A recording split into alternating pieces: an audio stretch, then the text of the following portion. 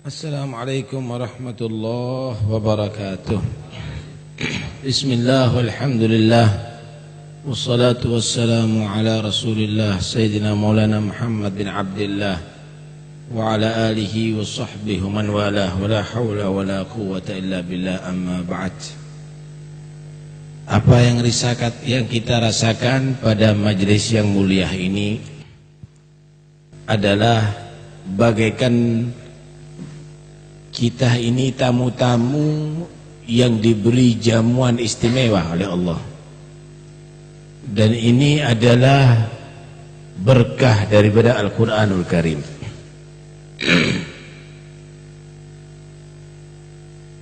Kita semuanya ini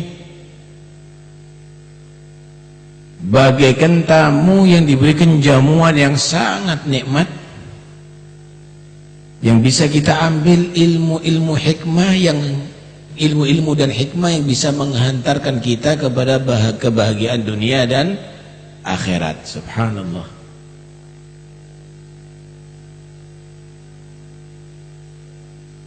Dikatakan inna hadzal Qur'an ma'dubatun fata'allamu min ma'dubatihi mastata'tum.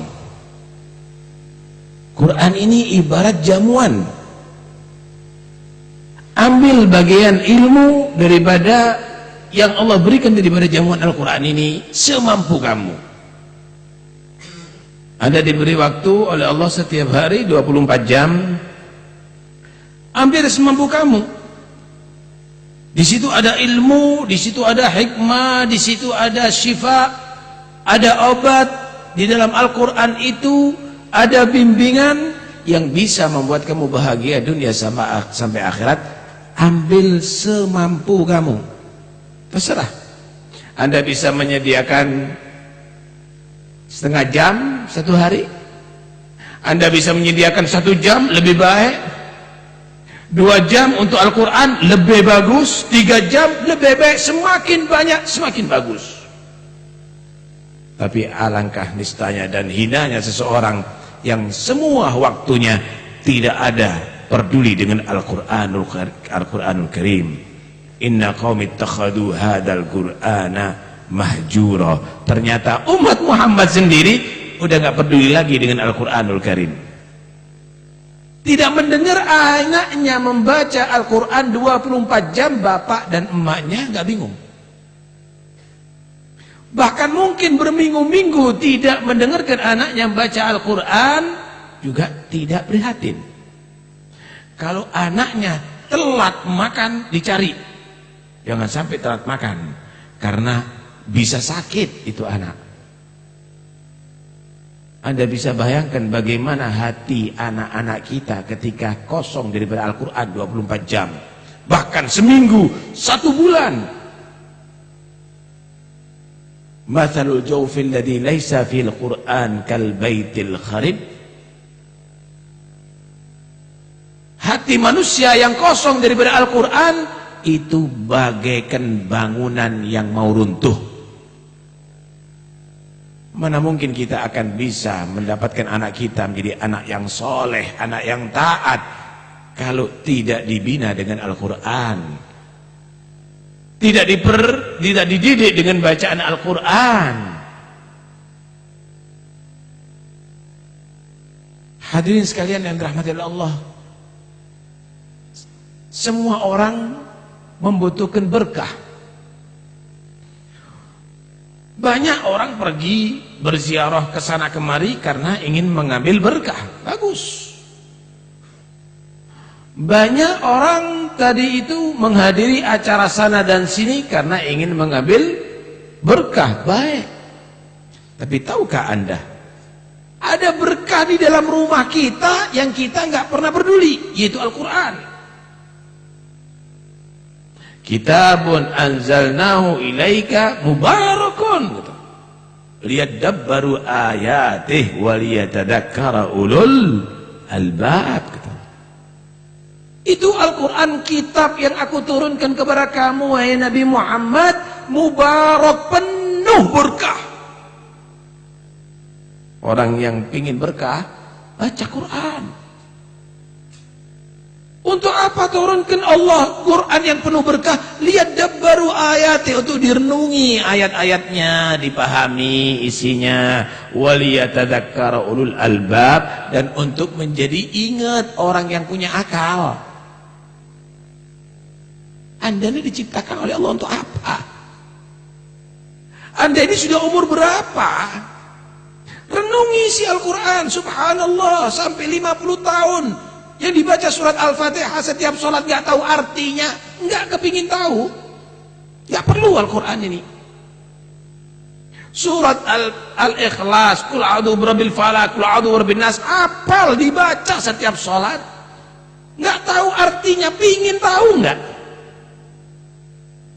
Padahal Allah menyatakan penuh berkah, lihat dabbaru ayati, untuk direnungi ayat-ayatnya, waliyatadzakkara ulul albab, dan untuk supaya orang yang punya akal itu sadar.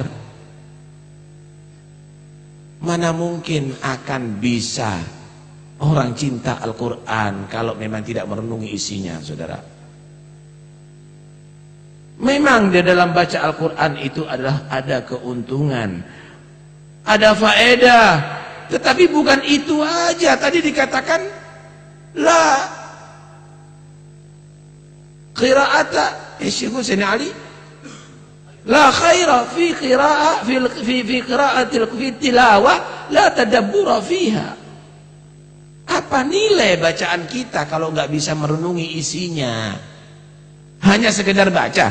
Mulai kecil, anak 7 tahun sudah bisa baca, 70 tahun sama. Nggak ada peningkatan kualitas bacaan tadi itu. Umur 7 tahun sama 70 tahun sama akhirnya bacaannya. Karena itu harus ada peningkatan kualitas dan mutu. Pelajari isinya sehingga Anda menikmati daripada bacaan Al-Quran. Tuh, lihat bagaimana orang-orang dulu. Setiap hari menghatamkan Al-Quran 1 kali. Ada yang 2 kali. Ada yang sampai 8 kali. Kenapa? Karena merasakan nikmat dalam bacaannya. Kok gak bosan-bosannya? Kok gak payah? Kok gak susah? Padahal kita baca 1 juz itu memaksakan diri. Karena kita membaca ma'al ghaflah, kita baca sambil lupa kepada Allah. Pikiran kita lebih serius daripada Al-Quran. Serius kepada yang lainnya selain Al-Quran. Tapi mereka tidak. Dia merasa disinilah obat syifa, disinilah hudan petunjuk Allah, disitulah rahmat Allah, disitulah berkah Allah, disitulah ilmu yang bermanfaat, disitulah yang menghantarkan kepada ridha Allah dan surga Allah. Mereka menikmati itu semuanya, saudara. Subhanallah. Karena itu ayo kita sadar, kita ini punya hal yang istimewa. Allah berikan Al-Quranul Karim kepada kita ini istimewa. Yang lainnya itu Allah tidak jaga. Memang Allah turunkan kitab Injil, memang Allah turunkan kitab Taurat, memang Allah turunkan kitab Zabur, Suhuf. Tetapi Allah tidak jaga. Tapi ini Al-Quran, Allah jaga. Allah jaga, tidak ada perubahan, tidak tersentuh dengan tangan-tangan jahil. Inna nahnu nazzalna dzikra wa inna lahu lahafizun. Syukur kita, saudara. Karena itu mari kita benar-benar terapkan Al-Quran dalam kehidupan kita. Udahlah, cukuplah kita menjadi orang yang bodoh, yang lupa. Kita dicuri, kita tidak tahu mana yang berharga karena lengah. Misal hanya karena ada pertunjukan, kemudian kita lupa berlian kita, akhirnya hilang berlian kita. Hanya karena ada sepak bola, akhirnya Quran kita nggak dibaca. Hanya karena tayangan film-film, akhirnya Quran kita nggak dibaca. Hanya karena itu permainan lagu-lagu, akhirnya Al-Quran gak dibaca. Ya umat Islam, Anda kehilangan yang berharga. yang istimewa, yang diturunkan oleh Allah Subhanahu wa taala di bulan yang mulia, syahrul Ramadan alladzi unzila fil Qur'an, yang dipilihkan malam yang paling mulia. Inna anzalnahu fi lailatin mubarakatin, inna anzalnahu fi lailatul qadr, malam yang penuh berkah karena diturunkan Al-Qur'an, malam yang dilipat gandakan pahala oleh Allah ibadah di dalamnya karena diturunkan Al-Qur'an. Karena itu hargai ini semuanya jika Anda ingin mempunyai nilai di sisi Allah Subhanahu wa taala. Kemudian syukur alhamdulillah kita di Kota Pasuruan telah ditertibkan oleh asrafuna, majlis yang sangat indah ini. Subhanallah, begitu semangat kita lihat umat Islam menghadiri khatmul Quran, antusias setiap malamnya. Saya yakin di luar orang-orang kita sakit hati. Karena dengan sendirinya kesadaran, walaupun anak-anak kecil semangat menghadirinya. Subhanallah. Acara yang mungkin cukup lama, malam hari, tetapi begitu semarak kompak mereka menghadirinya. Saya yakin mereka tadi itu iri hati. Mereka mendatangkan biduan, mereka mendatangkan musik, alat-alat musik, mereka mendatangkan dengan biaya yang besar. Tetapi kita dengan seadanya bisa mengumpulkan ribuan orang. Itu semuanya bukan karena propaganda, bukan karena apa, tapi karena kesadaran Anda semuanya menghadiri majelis ini. Subhanallah. Bagaimana Al-Quran menggiring kita ke majelis yang mulia ini. Tanpa disuruh mereka bergerak. Syukur kita ada di Kota Pasuruan. Alhamdulillah. Saya yakin di kota-kota yang lainnya tidak seperti di kota kita sekarang ini. Kemudian Anda lihat bagaimana bulan Ramadan semarak ada di mana-mana. Cuma memang ada noda-noda yang nampak ada di tengah jalan tadi itu. Sebenarnya hanya sekian persen, nggak banyak itu. 90% masyarakat Pasuruan puasa, menghormati puasa. 10% nggak menghormati puasa, tidak puasa. Sebetulnya kalau kita mau menindak bisa, tapi kita nggak kepingin begitu. Hanya sedikit, hanya sedikit. Cuma bagaimana mereka tadi itu berani. Seharusnya pihak pemerintah lebih tegas. Kenapa? Menghormati yang 90%. Yang aneh itu begini, coba Anda dengarkan baik-baik ini. Aneh sekali, aneh.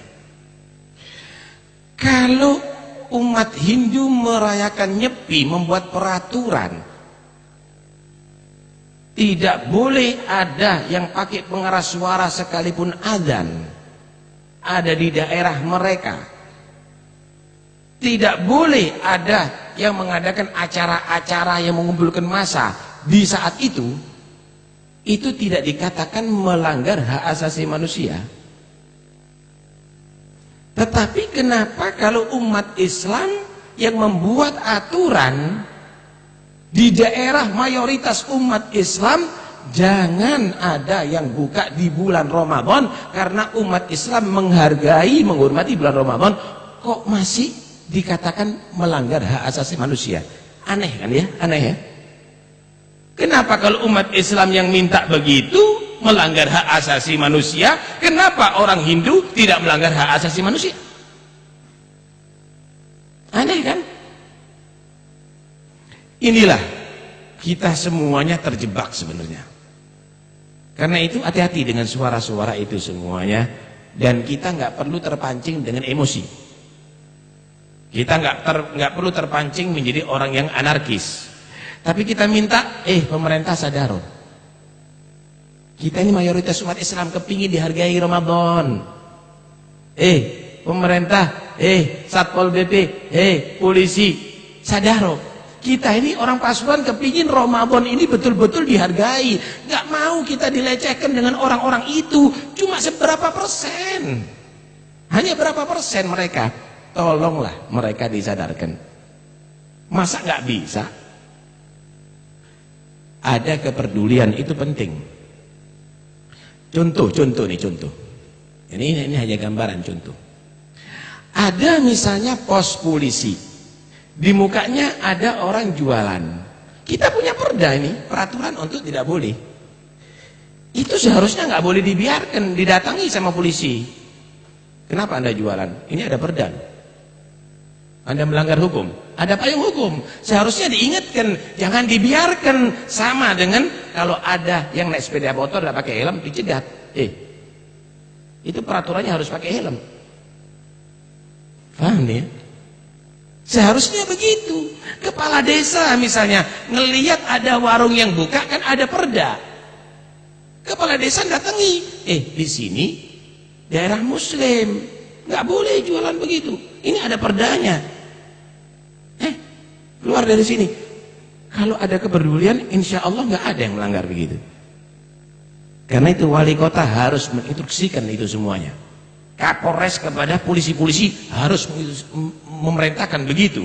Kepala Satpol PP harus begitu kepada bawahannya. Pemerintah begitu kepada bawahannya. Sehingga betul-betul kita tadi itu daerahnya terjaga. Enteng sebelumnya kalau mau.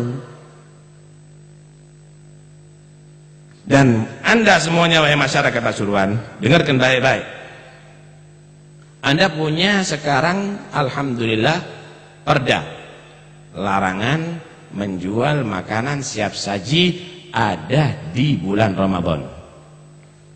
Kalau memang ada warung yang buka, mulai sekarang, kalau memang ada warung buka, tolong ditulis surat kepada Bapak Wali Kota Pasuruan, memberitahukan bahwa di daerah kami alamat ini ada warung yang buka jam sekian. Tolong dibereskan karena demi untuk kewibawaan perda yang ada. Juga diberikan kepada Kapolres Pasuruan, Kapolresta Pasuruan. Juga diberikan kepada Kepala Satpol PP Pasuruan, kepada Ketua DPRD Pasuruan, kepada Habib Taufik Assegaf. Nanti surat-surat yang masuk itu nanti akan menjadi satu bukti. Saya Pak ngantongi surat ini begini banyak, masih ada pelanggaran. Nanti wali kotanya tahu, oh si ono iki. Di situ bertugas ini kok ada. Sehingga menjadi koreksi, evaluasi, hari-hari berikutnya ada peneguran. Paham? Ini ada kepedulian. Oh kayak laporan kok, Beb, ono warung buka. Lah kan mereka aku Satpol PP ya. Jangan laporan, bukan begitu caranya. Anda kalau peduli, tulisin surat, tidak apa-apa, sing wake, tidak apa-apa. Keno, cini wake surati, yang sampai kepada mereka semuanya, supaya tahu masyarakat Pasuruan mengontrol ini semuanya. Tapi ingat baik-baik, jangan pakai cara yang anarkis. Mereka melanggar hukum sekarang karena sudah ada perda. Tapi jangan Anda membuat ulah sehingga Anda melanggar hukum dengan ulah Anda. Iso ndak ini? Karena itu, jadi kalau Anda peduli untuk Ramadan di Pasuruan sekarang ini, yo gaya model kayak ngono. Mulai meni surat sing akeh melayang. Jadi 4 yang dikirim ke wali kota, kedua ke Kapolresta Pasuruan, ketiga ke Kepala Satpol PP Pasuruan, yang keempat ke Habib Taufik Pasuruan. Nah, nanti saya bukan ingin mengatur, tidak, ingin menyampaikan laporan. Nih Pak, laporannya akeh lo pelanggaran ini. Tembusan itu kepada 4 ini sehingga ada bukti semuanya. Saya tidak akan mengadakan sweeping, nggak perlu sweeping. Saya yakin Pasuruan sadar. Tidak seperti daerah yang lainnya.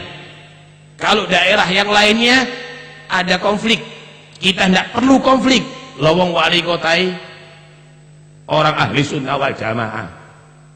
Lawang polisi ini ahli sunnah wal jamaah, lawang satpol pp ini ahli sunnah wal jamaah. Cuma ya perlu memang kerjasama. Nggak bisa kalau anda menyatakan lah ya opo gak ditangani, mungkin tidak melbunya ngono kandanono cik ini dileboni, biar ditangani lah. Kalau sudah suratnya banyak, insya Allah ada perhatian. Kenapa? Setiap surat yang masuk bukan hanya kepada satu pihak. Ojo engkuk misal Pak Wali Kota dilapori, kemudian Wali Kota sudah merasa memerintahkan kepada Satpol PP, ki ono laporan ini misal, kok nggak ditangani, paham ya? Nah, itu nanti akhirnya Satpol PP menyatakan saya belum ada laporan, kayak ono laporan bareng, wis aruh habis lagi. Ayo koreksin sopo sing ndak ngelakoni tadi itu, siapa yang tidak perhatian. Insya Allah dengan cara begitu Pasuruan akan terkontrol nantinya. Harapan kita insya Allah Pasuruan akan tetap menjadi kota yang aman, yang santri, dan yang mereka semuanya sekarang berjualan itu karena tidak sadar. Tapi dengan peraturan dari itu, dengan pembinaan dari itu, saya yakin insya Allah semakin hari dia akan sadar dan akhirnya menjadi orang yang menghargai Ramadan. Ketika menghargai Ramadan, rizki insya Allah lancar. Ya, itu enggak lancar ini karena dia tidak menghargai Ramadan, saudara. Karena tidak menghargai agama Allah. Kalau dia menghargai Ramadan, sing tutul bakso, insya Allah rezekmu lancar. Sing tutul sego, kon rezekmu lancar. Insya Allah kon ndak kirano utang ambek Bang Titil. Itu aki saya punya utang dengan Bang Titil. Iya gara-gara kan buka di Ramadan. Coba kamu tidak buka. Yang gede-gede, yang besar-besar itu juga diteliti, dikontrol, karena mereka kadang-kadang buka editik ini, tidak teko lotok gede, suwe-suwe buka HP nantinya. Nah itu mudah-mudahan insya Allah hal yang demikian ini ada kerjasama antara pemerintah, antara warga, antara aparat, dan insya Allah akan bisa menjadikan kota kita kota yang baik, yang aman, dan insya Allah dapat terlaksanakan perdah Ramadan dengan sebaik mungkin. Amin Allahumma